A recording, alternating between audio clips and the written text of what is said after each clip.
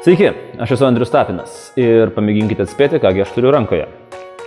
Vienas lietuviškas litas. Na, ne kažką pasakysit jūs ir būsite visiškai teisūs.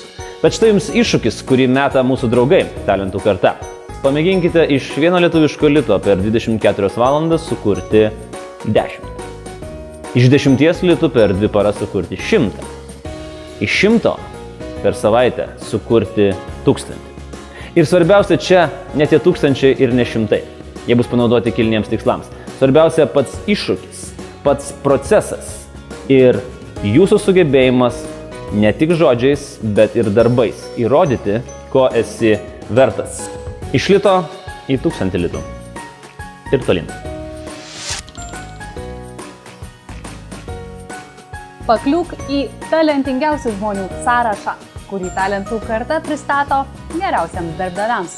Talentų karta renkasi tas įmones ir tuos darbus, kuriuose tu gali daryti tai, ką geriausiai įsigebi.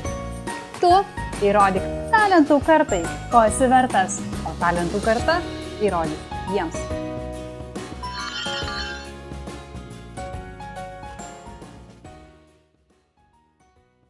O tu jau užsiregistravai indikatorių?